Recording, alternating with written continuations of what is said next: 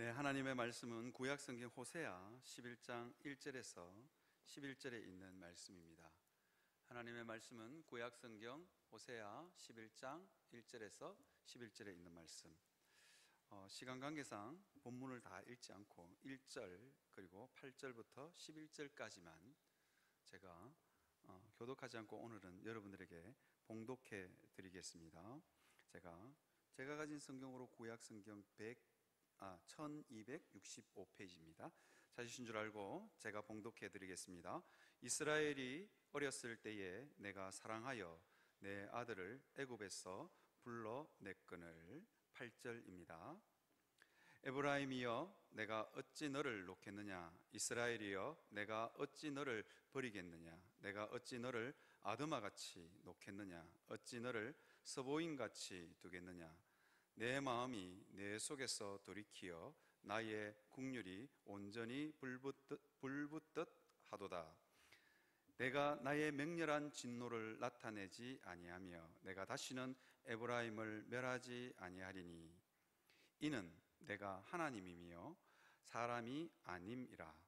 내 가운데 있는 거룩한 이는 진노함으로 내게 임하지 아니하리라. 그들은 사자처럼 소리를 내시는 여호와를 따를 것이라.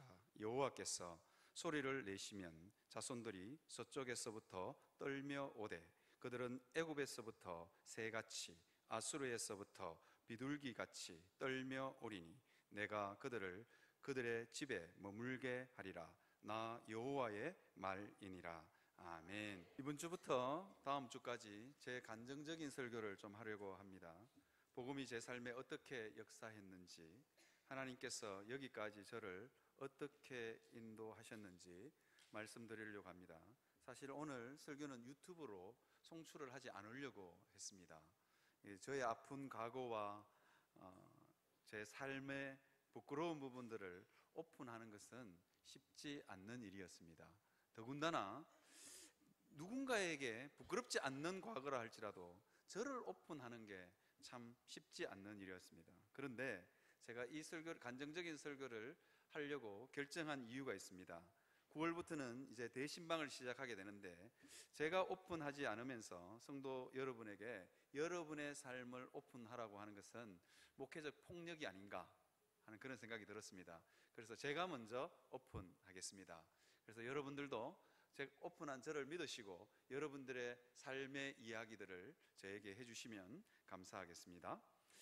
그 다음에 제가 또 하나의 이유가 더 있는데요, 제가 이걸 꼭 해야 될까?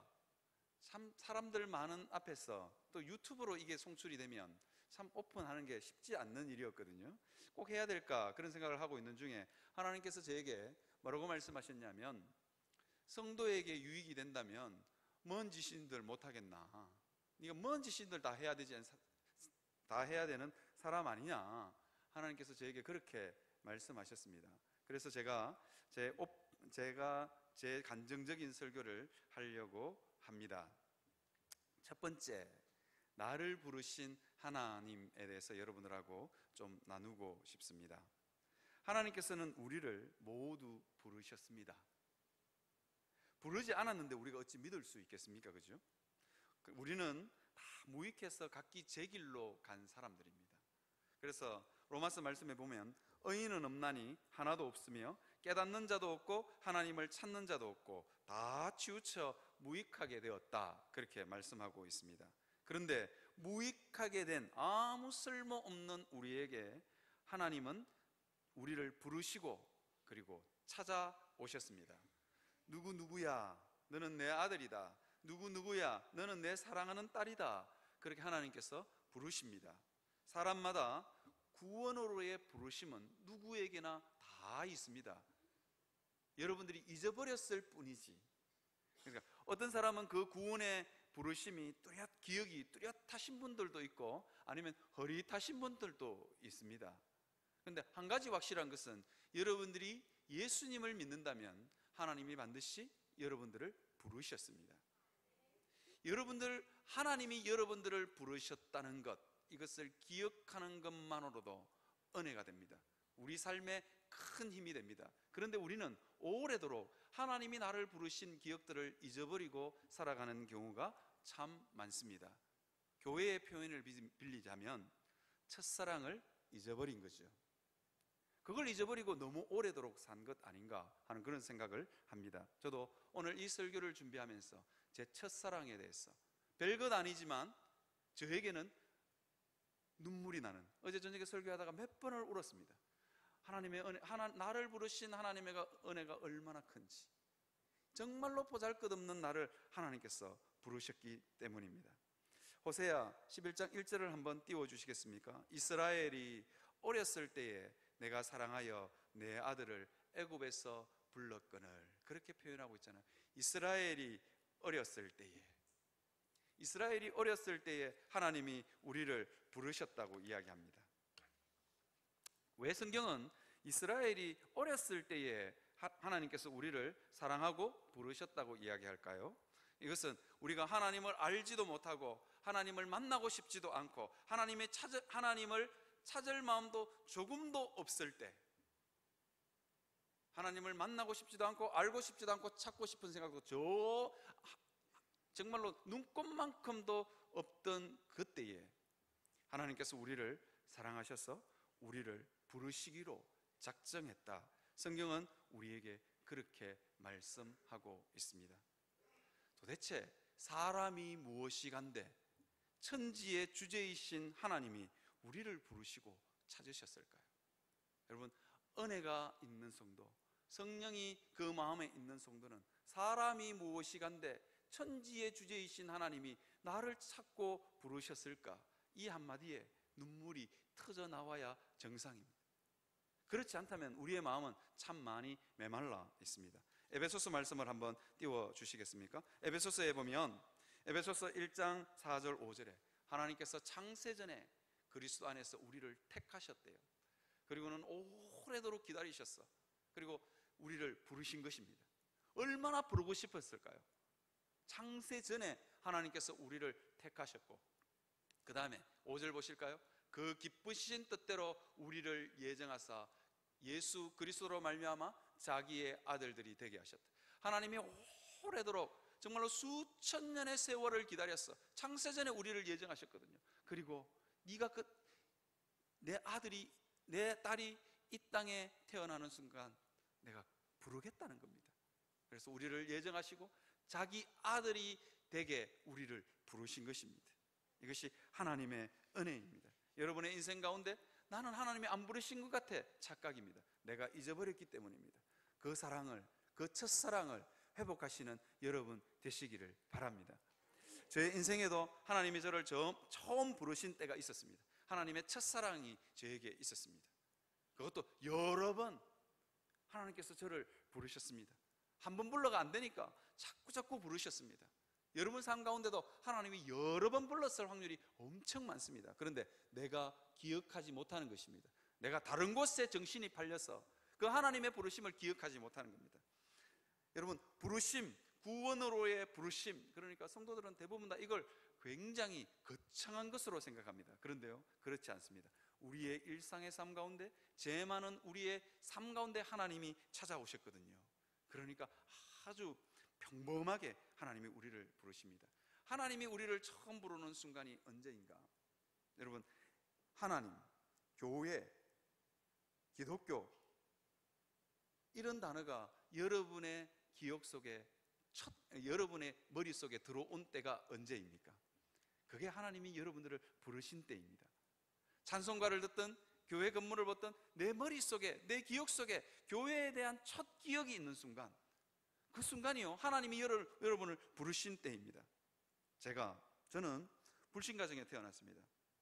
저는 울산시 울주군 두덕면 월평리 400번지 깡촌에서 태어났습니다. 그 깡촌에서 태어난 사람이 안 믿는 집에서 예수 믿고 담임 목사가 되었다 그러니까, 제 친구가 같은 동네에서 태어나서 초중고대를 같이 다닌 친구가 있어요. 이런 인연이 참 쉽지 않죠. 근데 제 친구가 담임 목사가 됐다니까 너무 좋아가지고 자기 누나들한테 자랑을 한 거예요. 그 누니면 여러분 사진 한번 띄워주시겠습니까? 그 누님은 제 모교에 있었던 누님. 좀 크게 확대를 한번 해 주십시오. 네. 제가 저 깡촌에서 제가 둘러보면 다 산뿐인 그 깡촌에서 제가 신앙생활을 했다는 건 아닙니까? 경운기 타고 전도하러 가는 저 깡촌의 시골 소년이 목사가 된 거예요. 여러분, 저 중간에 노란 옷 입고 예쁜 장관 표정 짓고 있는 저 자매는 여러분들 중에 혹 아시는 분도 있을지 모르겠습니다. 16년 전에 영원함 교회를 다녔대요. 그래서 옆 교회에 권사님이 되어 있고 남편은 장로님이 되어 있다는 소리를 들었습니다. 그 권사님, 그 장로님이 자기 친구 동생이 저 깡촌에서 자라가지고 목사가 됐다고 너무 좋아가지고 저 사진을 어디서 구석에 있는 사진을 찍어가지고 제 친구를 통해서 저에게 보내왔어요. 제가 저 사진을 보고 제가 까무러쳤다는 거 아닙니까? 야, 내가 저럴 때가 있었나? 경운기 타고 저 전도하러 가던 그 소년이 목사가 됐다는 사실에 제가 너무 놀랐고, 저 사진을 찍었던 제 친구는 지금 뭐라냐면 서울에서 학원 원장 하거든요. BMW 타고 다니는 원장입니다. 야, 우리 진짜 험악한 세월을 보냈다. 우리 진짜 출세했다. 이러면서 둘이서 얼마나 많이 위로했는지 모릅니다. 니 진짜 대단하다. 저 깡촌에서 네가 목사가 되고 담임 목사가 됐더니 부산 제2의 도시, 우리나라 제2의 도시 부산에서 니 담임 목사가 됐니 진짜 놀랍다. 저도 한마디 했죠. 야, 저 깡촌에서 경운기 타고 다니던 네가, 저 경운기가 자기 집 경운기거든요. 전도하러 다니던 네가 BMW 타고 다니는 건 더 놀랍다. 그러면서 둘이서 얼마나 위로를 했는지 모릅니다. 제가 저기서 태어났거든요. 이제 사실 좀 부끄럽습니다. 사진을 좀 치워주십시오. 제가 어디 있는지 하면 저 노란 옷 뒤에 있는 사람이 접니다. 여러분, 제 기억 속에 하나님이 제 기억 속에 제 머릿속에 찾아온 때가 언제냐? 초등학교도 들어가기 전에 추운 겨울날, 정말 추운 겨울날, 어느 날 갑자기 그 추운 겨울날 우리 동네 교회 다니는 사람들이 우리 집 마당으로 우르르 몰려 들어왔어요. 정말로 떼거지 몰려오듯이 우르르 몰려와가지고는, 우르르 몰려오니까 우리 누나가 방문을 활짝 열고, 부끄럽게 청소도 안 된 그 방문을 활짝 열고 마당에 불을 켜는 거예요. 그러니까 이 교회 다니는 우리 동네 사람들이, 동네 어른들이 우리 집 마당에서 찬송가를 불러요. 찬송가를. 그거 저는 우리 부모님과 함께 사랑채에서 자고 있었는데 그 노래 소리에 놀래가 제가 깼다는 거 아닙니까? 그래가지고 초등학교도 들어간 각 꼬맹이가 그게 너무 보고 싶어가지고 막 나가려고 그러는데, 불 켜고 나가려고 그러는데 우리 어머니가 탁 잡던 거예요. 제 손을. 가만히 있으라고. 저 사람들 노래 끝나면 가니까 제발 불 켜지고 나가지 말아라 그러는 거예요. 그래서 제가 우리 어머니 너무너무 나가고 싶은데 못 나갔어요. 그래서 문 구멍으로, 그 왜 창호지 문 있잖아요. 그 구멍 탁 뚫어가지고 이렇게 쳐다보니까 동네 사람들이, 진짜 교회 다니는 동네 사람들이 우리 집 앞에 와서 노래를 부르고 막 그러고 있는 거예요. 그리고 뭐죠, 성탄절 뭐 하시는 거 알겠죠? 성탄절 산타 옷갈 모자 쓰고 마대자루 하나 들고, 어떤 우리 동네 형은 그 살 넣는 그 마대자루 있잖아요. 그거 들고 커요. 그리고 불퉁해요. 뭐가 많이 들었는지. 그걸 들고 막 노래를 부르더니 가는 거예요. 제가 너무 따라 나가고 싶은데 우리 어머니가 탁 잡고 있어서 못 갔어요. 그리고 우리 어머니 물어봤어요. 엄마, 저 마대자루 저건 뭐야? 뭐 들었어? 그러니까 우리 어머니가 뭐라냐면 과자 들었다. 과자가 한 부대 들었다 그런 거예요. 진짜로 따라가고 싶었습니다. 그 맨 마지막 집에 가면 그 과자를 나눠 먹는데, 와, 엄마 나 진짜 가면 안 돼. 우리 어머니가 막 저를 막 두들겨 패면서 가면 안 된대. 그래서 못 갔습니다. 그래서 아침에 일어나서 아침밥을 먹고 있는데 우리 누나가 그 과자를 배불리 먹고 아침밥을 먹으러 온 거예요. 우리 어머니가 이놈은 이제 가짜로 시작하는 말 있잖아요, 그죠? 그래서 교회 다닌다고 막 야단을 치는 거예요. 근데 나도 너무 교회 가고 싶었어. 이유는 간단합니다. 과자 먹어야 되니까. 좀 남은 거 없나 누나? 그러니까 누나가 없다 그러시더라고요. 그래서 제가 내년 크리스마스에는 내 꼭 저 과자를 먹고 말리라. 그래가지고 우리 동네 사람들이 불렀던 그 교회 다니는 사람들이 불렀던 그 찬양 있잖아요. 잊지 않으려고 그걸 불러야 과자를 먹을 수 있을 것 같은 거예요. 그래서 제가 기쁘다 구주 오셨네를 제가 늘 잊지 않기 위해서 내가 불렀다니까. 그런데 과자 먹는 그 기대도 있었지만 이상하게 그것 말고요, 속에서부터 뭔가 다른 기쁨이 저에게 밀려 들어왔어요.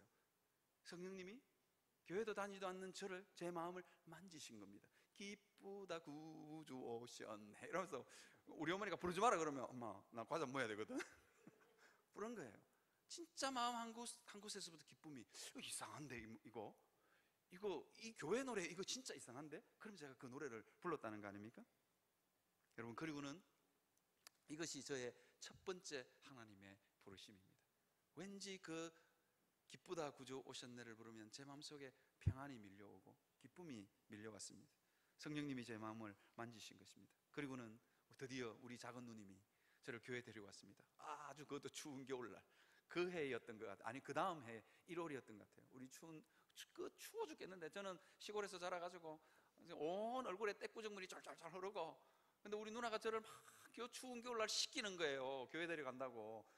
추워 죽겠는데 왜 자꾸 씻기냐고. 그리고 자꾸 옷을 깨끗한 옷, 예쁜 옷을 갈아입혀. 나는 그런 옷 필요 없거든요.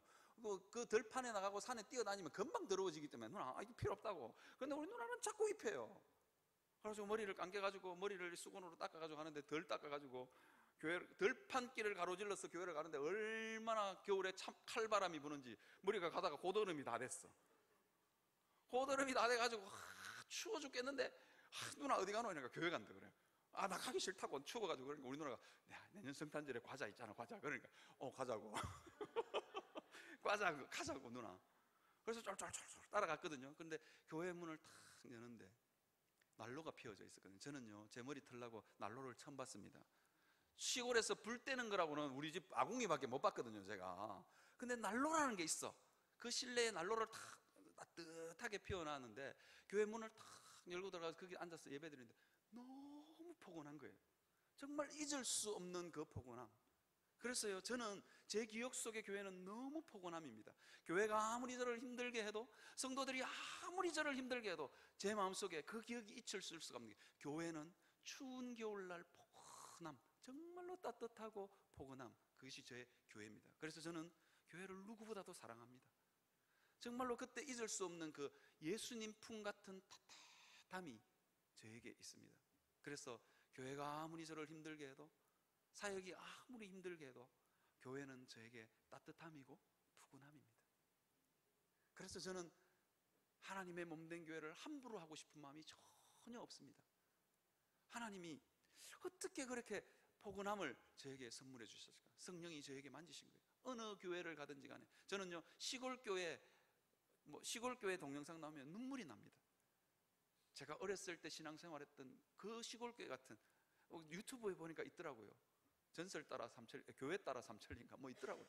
그거 볼 때마다 그 교회 강대상, 제가 어렸을 때 신앙생활했던 강대상하고 너무너무 똑같아요. 제가 그거 보면 눈물이 납니다. 하나님, 저 깡촌에서 저를 부르셨군요. 내가 하나님을 알지 못할 때도 하나님 저를 부르셨군요.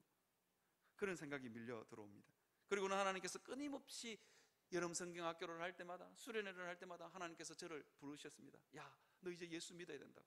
그런데요 제 인생 속에 하나님이 구체적으로 찾아오는 순간이 있었습니다. 그게 언제냐면 초등학교 다닐 때. 저는 진짜로 깡촌에서 살았습니다. 얼마나 깡촌이냐면 제가 초등학교 3학년 때인가 2학년 때 우리 집 앞으로 버스가 다녔거든요. 그래서 50원 내면 학교 갈 수 있었어요. 그러니까 초등학교 1학년, 2학년 때는 걸어서 다닌 거예요. 왕복이 아니고 편도 3km.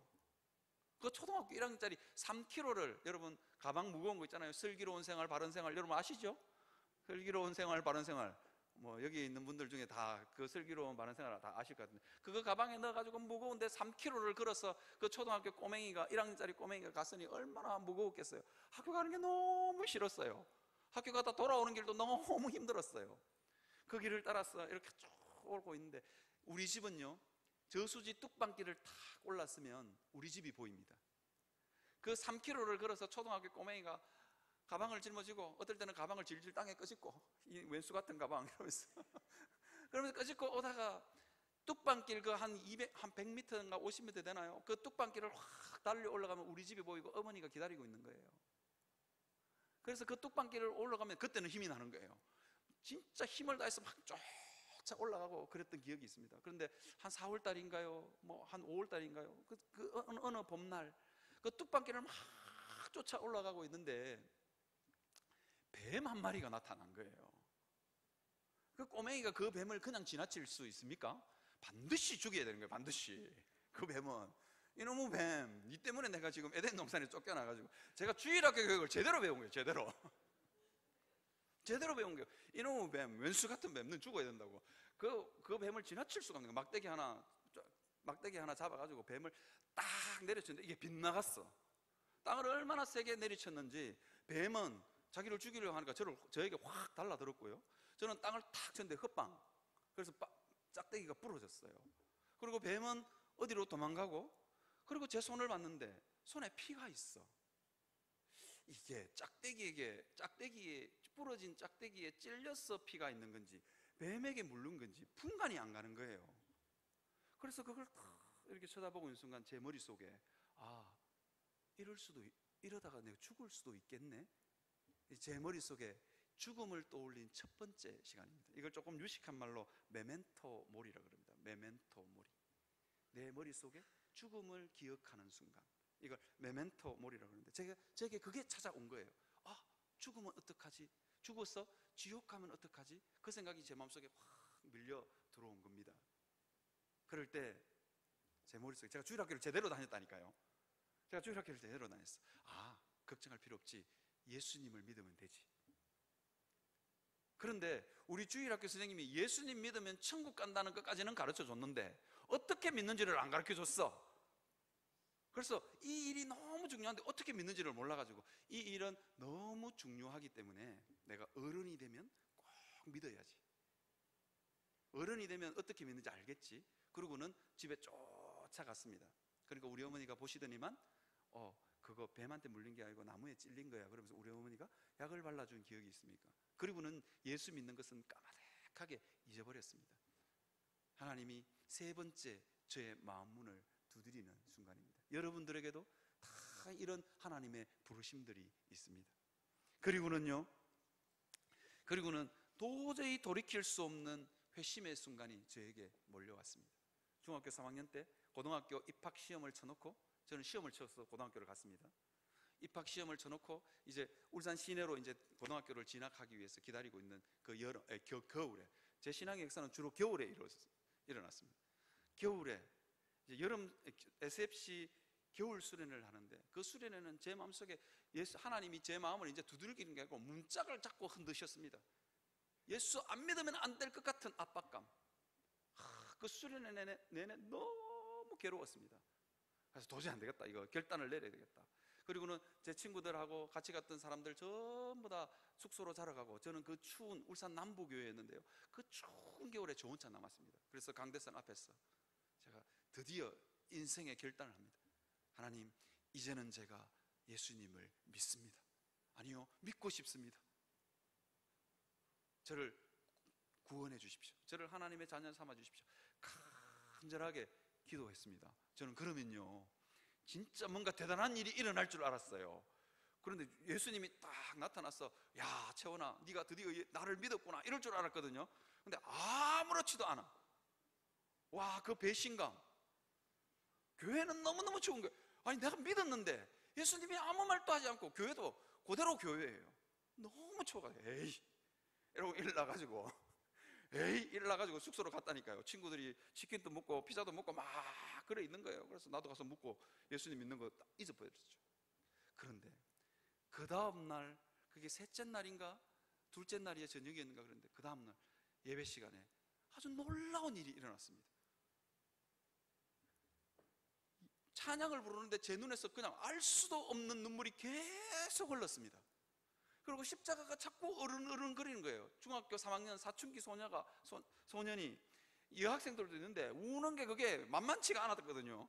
그래서 가리고 막 이렇게 가리고 막 이렇게 혼자서 끄고 울고 있었습니다. 그리고 내 친구가 옆에 있다가 쿡 찌르면서, 야, 네 눈에 뭐 들어갔나 이러더라고요. 이 속도 모르고 남의 속도 모르고 그래, 눈에 뭐 들어갔다 그러면서 계속해서 눈물이 나니까, 십자가가 어른거리고 계속해서 눈물이 나는, 이게 은혜구나. 말할 수 없는 따뜻함. 왜 눈물이 나는지도 몰랐습니다. 왜 자꾸 내 눈에는 십자가가 어리는 건지. 그게 일주일이나 갔다니까요. 하나님, 이제 좀 그만 봤으면 좋겠습니다. 그 십자가가 얼마나 저를 따뜻하게 하는지. 교회만 가면, 그리고도 교회만 가면 여학생들 많은데, 제가 좋아하는 여학생도 있는데 자꾸 눈물이 나서 진짜 미치겠는 거예요. 그리고는 어느 순간에 그 눈물이 그치더라고요. 이게 제가 예수님을 영접한 경험입니다. 사랑하는 성도 여러분, 우리 모두에게는 이 하나님의 부르심의 역사가 있습니다. 이 부르심의 역사, 그걸 기억하시기를 바랍니다. 그 첫사랑을 회복하셔야 됩니다. 그래야 이 험악한 땅 가운데 살면서도 그게 은혜가 되는 겁니다. 이스라엘 백성들이 요단강을 건너고 하나님이 돌 12개 모아서 기념비를 세우게 하십니다. 왜 기념비를 세우게 하셨을까요?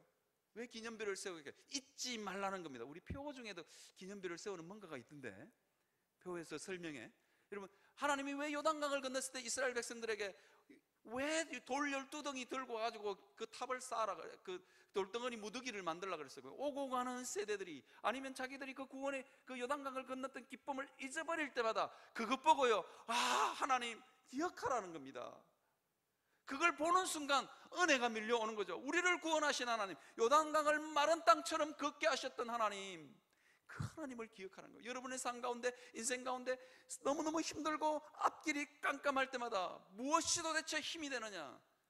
여러분들을 부르신 그 하나님의 기억력, 그게 여러분들을 마음 가운데 따뜻함을 줍니다. 그게 여러분들 마음 가운데 그 인생길을 헤치고 나갈 수 있는 힘이 되고 능력이 됩니다. 여러분, 기억하시기를 바랍니다. 여러분, 추운 겨울날 그 새벽송이 제 인생을 바꾸어 놓았고, 교회 처음 간 시골교회의 그 포근함이 내 인생의 겨울이 찾아올 때마다 예수님의 포근함으로 바뀌었습니다. 눈앞에 어려운거리던 그 십자가, 단지 저 이제 예수님 믿습니다라는 그 단 한마디가 내 인생을 완전히 바꾸어 놓았다니까요. 내 인생의 겨울이 찾아올 때마다, 내 인생의 골짜기가 찾아올 때마다 그 어려운거렸던 십자가, 그때 한마디 했던 이제 예수님을 믿습니다 했던 그 한마디가 내 삶을 바꾸어 놓고 내 아픔과 내 상처들을 치유했다니까요. 하나님은 그런 저의 과거와 현재와 미래를 하나님께서는 바꾸어 놓으셨습니다. 하나님의 부르심에는 이 능력이 있습니다. 여러분, 여러분의 첫사랑을 떠올리시고 기억하시는 여러분 되시기를 바랍니다. 이 생명의 역사가, 이 믿음의 역사가 여러분들에게 있기를 바랍니다. 여러분 자녀에게도 있기를 바랍니다. 저는 기도합니다. 여러분, 저는 기도합니다. 내가 만났던 그 하나님, 우리 자녀들도 좀 만나게 해주십시오. 그 깡촌 시골에서 정말로 찢어지게 가난한 집에서 태어나서 만났던 그 하나님, 내 인생 구비구비마다 함께 하셨던 그 하나님, 내 자녀들도 좀 만나게 해주십시오. 그렇게 저는 간절하게 기도합니다. 그거 외에는 우리 자녀들의 인생을 바꿀 게 뭐가 있겠어요? 뭐가? 좋은 대학을 보낸다고, 좋은 직장에 보낸다고 여러분 인생이 바뀔 것 같습니까? 저는 안 바뀐다는 거 확신합니다. 여러분, 하나님의 부르심만이 여러분의 가정을 바꾸고 여러분의 자녀를 바꾸고 여러분의 인생을 바꾸는 줄 믿습니다. 두 번째요, 애굽에서 불러내신 하나님에 대해서 좀 나누려고 합니다. 우리를 부르신 곳이 어디냐? 애굽이라는 것입니다. 애굽, 그곳은 학대받고 학대가 있고 고통이 있는 땅입니다. 삶의 찌들림이 있는 땅입니다. 멸시와 조롱이 있는 땅입니다. 왜냐하면 그것은 종살이하는 땅이기 때문입니다. 이스라엘 백성들이 종살이하고 있는 땅이라고요. 그래서 얼마나 심한 학대가 있고 멸시가 있고 조롱이 있고 귀히 여기지 않는 땅입니다. 이스라엘 백성들을 도저히 귀히 여기지 않는 땅, 함부로 굴려도 되는 땅, 그 이스라엘 백성들도 그 땅 가운데서 함부로 뒹굴뒹굴 굴렀어요. 그 땅이 애굽 땅입니다. 흑암과 어둠의 권세가 매여 있는 땅이 바로 애굽입니다. 그런데 하나님께서는 우리를 거기서 불러서 건져내셨습니다. 여러분, 제가 늘 가끔씩 말씀드리죠. 이 땅에 명문가는 없다고요. 이 땅에 명문가 같아 보일지 모르지만 이 땅에 명문가는 없습니다. 이유가 뭔지 아십니까? 뭐라고 말했냐면 의인은 없나니 하나도 없기 때문입니다. 죄를 지은 인생은 고생과 파멸이 그 길에 있어 평강의 길을 알지 못합니다. 이것이 죄인의 길이요 죄인의 운명입니다. 그래서 제가 이 땅에 명문가는 없다라고 말씀드리는 겁니다. 그런데 이 땅을 살아가는 모든 죄인들은 애굽의 삶을 살게 되어 있습니다. 애굽에서 삽니다. 애굽에서 먹고 마시고 뒹굴고 살아갑니다. 죄와 더불어 먹고 마시고 뒹굴고 살아가는 게 우리입니다. 그런데 하나님은 그 애굽의 삶에서 우리를 건져내십니다. 불러내십니다. 저는 오늘 여러분들과 함께 제 삶의 애굽에 대해서 한 가지만 나누려고 합니다. 눈썰미가 좋으신 분들은 제 왼쪽 눈이 좀 이상하다는 것을 캐치하셨을 겁니다. 그래 보이십니까? 제 왼쪽 눈은 실명입니다. 제가 어렸을 때 우리 어머니가 눈에 고춧가루만한 점이 있었는데 이게 신생아 결막염입니다. 놔두면 자동으로 없어지는 건데 우리 어머니가 시골에서, 우리 동네는 약국도 없고 의사도 없고 우리 부모님은 많이 못 배우셨어요. 그래서 아기가 태어났는데 이 눈에 고춧가루만한 핏점이 있으니까 그걸 없애기 위해서 어른 넣는 안약을 신생아에게다가 넣어버린 거예요. 그 약을 어디서 구해왔느냐? 우리 동네에 돌팔이 약장수가 하나 있었는데 옛날에 군의관 출신, 약사도 아니에요. 전문 약사도 아니에요. 옛날에 군대에서 약 나눠주는 했던 군의관도 아니고 약 나눠주는 병사.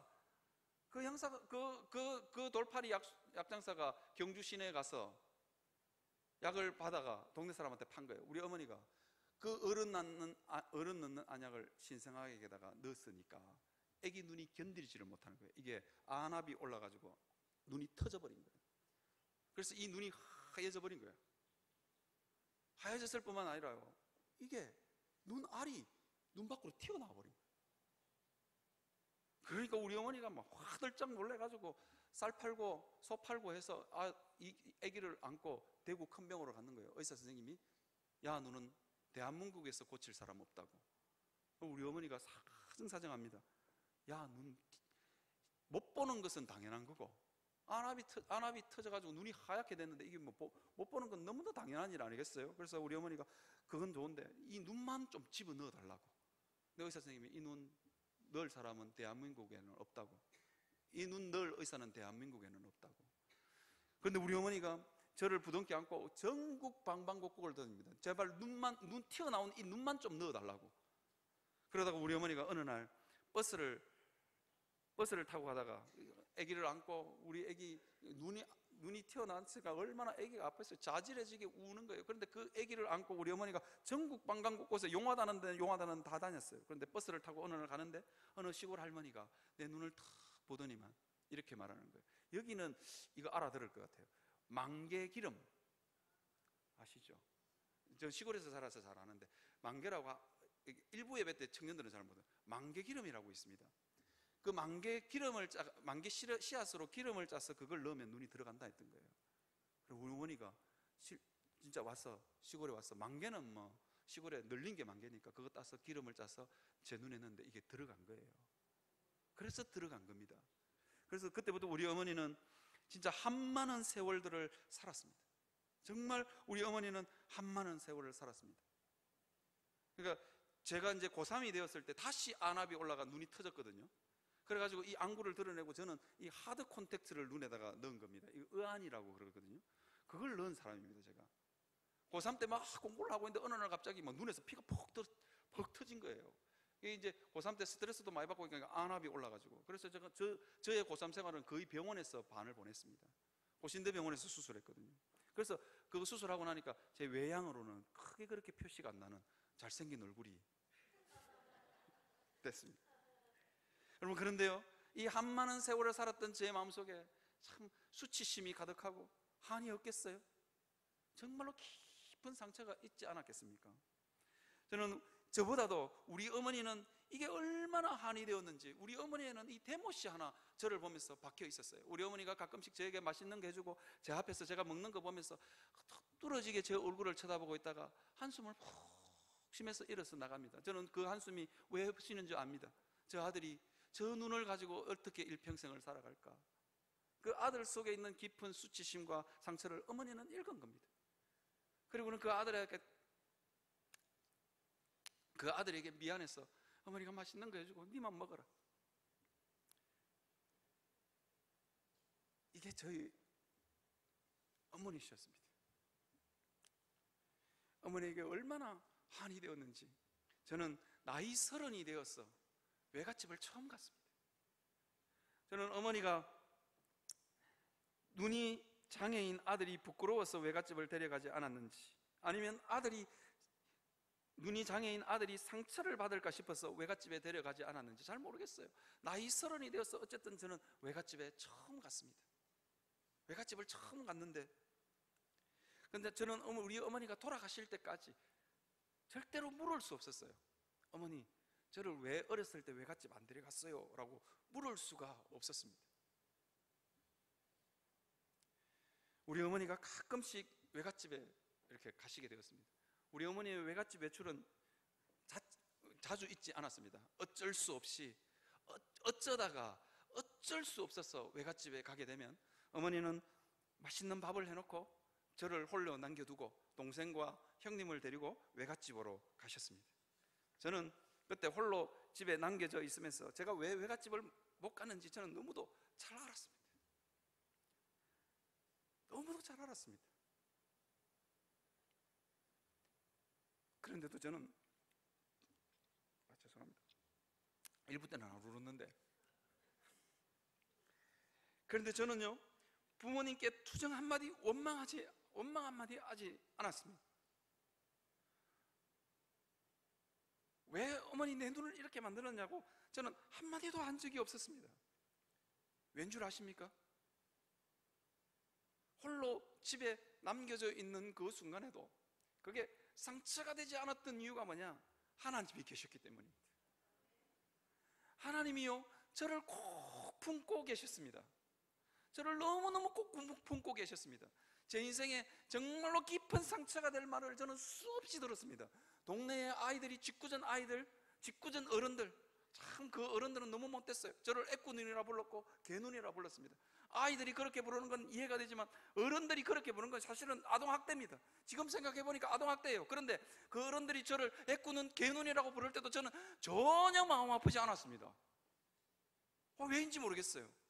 그리고 여러분 나이 드신 분들은 알 건데요, 학교에 소사라고, 학교에 허드렛일을 해주는 사람 있지, 소사 아시죠 여러분? 소사, 지금은 학교 보안관이라고 그러더라고요. 그 소사 아저씨가 저를 보면서, 제 눈이 한쪽이 작으니까 저를 보고 뭐라고 불렀냐면 찌뽀라고 불렀어요. 찌뽀, 한쪽이 이렇게 기울어졌다는 거죠. 그 아저씨도 지금 생각해보면 진짜 아동학대예요, 아동학대. 그런데 그 아저씨가 그렇게 불러도 저는 아무렇지도 않았어요. 아무렇지도 않았다고요. 저는 이유가 무엇인 줄 아십니까? 하나님이 저를 꼭 품고 계셨습니다. 저는요 제 눈이 그렇다는 것도 잊어버리고 살았다는 거예요. 가끔씩 우리 어머니가 한숨 쉴 때마다 내 눈이 그렇지, 저를 걱정하지 않았다니까요. 그게 부끄럽다든지 수치스럽다든지 그게 원통하거나 원망이 가득 차지 않았다니까요. 저는요. 그 이유가 뭐냐? 하나님이 저를 꼭 품고 계셨습니다. 집은 가난했죠. 그리고는요 눈은 장애가 있어서 눈이 하였습니다. 그리고 인상은요 굉장히 험악한 인상입니다. 제가요 어느 정도로 이 엇나갈 수 있는 가능성이 제일 많았냐? 우리 형제들 중에서 엇나가도 제가 제일 많이 엇나가야 정상입니다. 우리 형제가 5명이거든요. 그런데 우리 형제들 중에 대학 간 사람은 제가 유일합니다. 그 동네에서 대학 간 사람 몇 손가락 안에 제가 들어갑니다. 동네 사람들이 그렇게 자는 어쩌고 그 소리를 듣던 애가 대학을 갔다니까요. 그 깡촌에서. 그 이유가 뭐냐? 제 인상에 제가 엇나갈 수 있는 가능성은 굉장히 높은 사람입니다. 엇나갈 수 있는 모든 필요 충분 조건을 제가 다 갖추었다는 거 아닙니까? 생각해 보십시오. 집은 가난하고 눈은 장애가 있고 험악한 인상이 있고 덩치도 컸습니다. 제가 투포한 선수였거든요. 깡패로 나가면 한가닥 하는 깡패였습니다. 제가. 어느 날 제가 시골 깡촌에서 그 오락실에 한번 간 적이 있어요. 오락실 그 50원 넘은 갤러거라고 여러분 뿅뿅뿅 하는 거, 그거 얼마나 하고 싶었는지, 그거 조그마한 새카만 애가 오락실에서 오락을 하고 있거든요. 깡패가 촌에서 올라왔으니까 저놈 저거 돈 좀 뺏더라야 되고 싶어서 저를 야 하고 어깨를 턱 집었어요. 제가 왜 하고 어깨를 탁 맞는데 눈은 하얗죠, 얼굴은 새까맣죠, 인상은 완전 소도 눕는 인상이죠. 그러니까 가가 됐다 이러고 가더라고요. 됐다 이러고 가더라고. 얼마나 무서웠으면. 아니면 내가 불쌍했는지도 모르겠어요. 됐다 이러고 가더라고요. 제가 그런 사람이었습니다. 그런데 그게 상처가 되지 않았습니다. 그 소년이 자라서 목사가 되었다고. 제가 이거 하나님이 저를 꼭 품고 있었다는 걸 제가 그냥 제 느낌으로 말하는 게 아닙니다. 제 느낌으로 말하는 것이 아니라 제가 초등학교 5학년 때 일입니다. 저는요, 우리 집 앞에 큰 저수지가 하나 있었는데 거기에는 울산에서 도시 사람들이 주말만 되면 밤낚시하러 오는 장소였습니다. 저는 그 아저씨들이 너무너무 좋았습니다. 저는요, 대나무 짝대기에 줄 매달아 가지고 낚시하는데 그 아저씨들은요, 릴 때 아시죠? 릴 낚시도 가지고 오고, 그 다음에 안테나처럼 쭉 펴는 낚싯대도 가지고, 그게 너무너무 신기했어요. 더 신기한 것은 야광찌. 밤에도 야광이 돼 있어가지고 낚시할 수 있는, 아저씨가 신기한 게 너무너무 많아서 우리는 언제나 그 주변에서 맴돌았습니다. 그러면 새우깡도 얻어먹고 아저씨 낚시하는 것도 구경하고 너무너무 좋았습니다. 그리고 아저씨가 담배 사오라면 담배 사오고 술 사오라면 술 사주고, 그리고 아저씨가 고맙다고 새우깡도 한 봉지씩 주고 너무 좋았어요. 거기서 노는 게 너무너무 재밌었고 좋았습니다. 그런데 아저씨가 조금 더 그 아저씨들이 친해지니까 진짜 하지 말아야 될 말을 저에게 한 적이 있습니다. 그 아저씨가 참 시골에 조그마한 꼬맹이가 그 저수지에 눈이 하얘져가지고 하얀 눈을 가지고 이렇게 새까맣게 막 돌아다니니까 아저씨가 제가 불쌍했는가 봐요. 그래서 아저씨가 저보고 뭐라 했냐면 이렇게 이야기했어요. 야야, 니는 눈이 그래서 앞으로 어째 살라노? 그렇게 저에게 물었어요. 그 말을 탁 듣는 순간요, 초등학교 5학년짜리 머리가 하얗게 지워지더라고요. 뭐라고 대답해야 될지 모르겠더라고요. 그 아저씨도 자기가 그걸 물어놓고는 깜짝 놀랐어. 하지 말아야 될 말을 물은 거예요. 초등학교 5학년짜리가 우물쭈물 머리가 하얗게 지워져 있는데 그때 제 머릿속에 싹 지나가는 생각이 있었어요. 성령께서 제 마음속에 말씀하신 겁니다. 뭐라고 말씀하시는 줄 아세요? 이렇게 말씀하셨어요. 채원아, 사람들에게 다 부끄러운 것 한 가지씩 마음속에 넣고 산단다. 그런데 네 그 눈은 그 부끄러운 것 중에 하나일 뿐이란다. 사람들은 다 마음속에 부끄러운 수치심 하나씩은 다 넣고 사는데 네 눈은 그 부끄러운 것 중에 하나일 뿐이다. 하나님께서 저에게 그렇게 말씀하셨어요. 그 말이 탁 제 마음속에 떠오르는데, 이게 여러분 초등학교 5학년짜리가 할 수 있는 말입니까? 이게 초등학교 5학년짜리가 떠올릴 수 있는 말입니까? 저는 믿습니다. 성령께서 저에게 하신 말이라고요. 그렇죠? 그래서 제가 그 아저씨는 잘 보니까 예수 믿는 사람 아니야. 예수 믿는 사람 같으면 주말에 밤낚시하러 오겠어요? 안 오겠죠? 토요일 저녁에. 그러니까 예수 믿는 사람 아니에요. 그래서 제가 아저씨에게 이렇게 대답했습니다. 아저씨, 제가요 교회 다니는데요, 하나님이요 사람들은 다 부끄러운 것 한 가지씩 마음에 넣고 사는데 제 눈은 그 중에 하나일 뿐이라고 저에게 말씀해 주셨어요. 그 말을 한 거니까 이 도시에서 이 밤낚시하러 온 아저씨가 저를 보고 눈이 동그래져가지고 한참을 쳐다보더라고요. 저게 초등학교 5학년짜리가 할 말이가 아닌 거예요. 성령 하나님의 지혜가 제 마음속에 임한 겁니다. 그러니까 뭐라고, 그 아저씨가 내를 한참 쳐다보고 있다가 저보고 이렇게 말해요. 네 그 정신으로 살면 반드시 성공한다 그러더라고요. 제가 성공했잖아요. 그래야 제가 성공했잖아요. 그 깡천에서 유학 간 처음 목사, 외국 땅을 처음 밟아본 목사가 저 아닙니까? 제가 영국에서 유학하고 왔더니 우리 동네 사람들이 다 모였어. 다 모였다니까요. 영국 돈은 어떻게 생겼는지, 영국에서 사온 물건을 어떻게 생겼는지 구경하려고 우리 동네 사람 다 모였어요. 제가 우리 아버지한테 선물을 갖다 주니까 우리 동네 사람들이 우리 아버지, 야, 누구 아버지는 복도 많다, 영국에서 저 갔다 온 물 건너 온 거를 저거 받는다. 나는 한 번도 구경도 못 했는데 제가 우리 아버지한테 우리 아버님에게 그런 걸 선물했다니까요.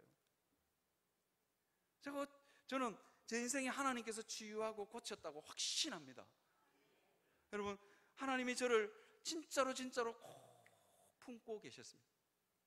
그래서 그 어렸을 때 수많은 정말로 평생 한이 될 만한 환경이었고 한이 될 만한 말들을 많이 들었음에도 불구하고 전혀요, 하나님이 그 모든 부끄러움과 그 모든 상처가 되는 말을 하나님이 저를 꼭 품어서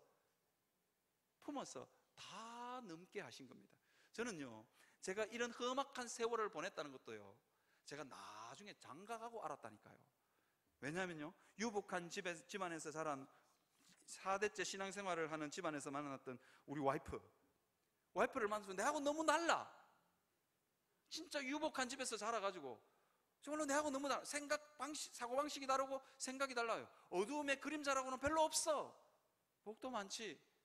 4대째 집안에서 태어나가지고 그 덕분에 뭐 공부를 잘해서 간 것 같지는 않고 그 덕분에 대기업에 취직해가지고 연봉을 많이 받아봤어요.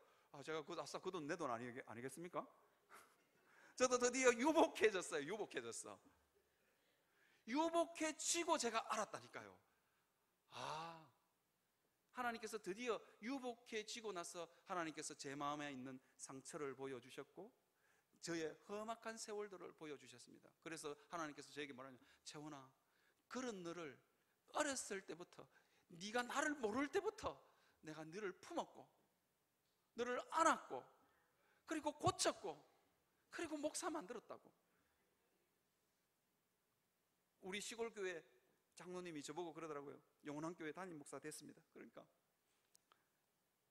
우리 시골교회 제 초중고대를 같이 다녔다는 형님입니다. 제 중고등부 시절부터 저를 가르쳤습니다.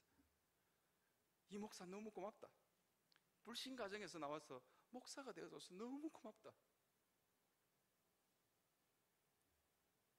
그분은 제 삶 가운데 역사하신 하나님의 손길을 저의 모습을 통해서 본 겁니다. 사랑하는 성도 여러분, 하나님은 우리를 부르시고 그 애굽에서 건져내시는 분입니다. 그 하나님이 우리가 믿고 있는 하나님입니다. 어느 목사님 설교에서 제 인생을 너무 잘 표현할 수 있는 시 한 편을 발견해서 제가 여러분들에게 읽어드리고 이 설교를 마치려고 합니다. 들꽃 언덕에서라는 유안진 시인이 지은 시입니다. 들꽃 언덕에서 알았다. 값비싼 화초는 사람이 키우고 값없는 들꽃은 하나님이 키우시는 것을, 그래서 들꽃 향기는 하늘의 향기인 것을, 그래서 하늘의 눈금과 땅의 눈금은 언제나 다르고 달라야 한다는 것을 들꽃 언덕에서 알았다. 정말 제 인생을 잘 표현하는 것 같습니다. 들꽃 언덕에 섰을 때 제 인생을 통해서 하늘의 향기가 울려 퍼질 수 있었던 것은 그 들꽃 같은 그 깡촌 시골, 그 시골에서 하나님이 저를 만지시고 고치셨기 때문입니다. 사랑하는 성도 여러분, 그 하나님을 기억하시고 그 하나님을 만나기 위해서 발부둥 치시는 여러분들이 되시기를 주의 이름으로 축원합니다. 영원함교회 성도 여러분, 그 하나님을 만나시기를 바랍니다. 그 하나님을 매일 만나시기를 바랍니다. 그래서 여러분들의 삶 가운데 하늘 향기가 울려 퍼지는 여러분의 삶이 되시기를 주의 이름으로 축원합니다.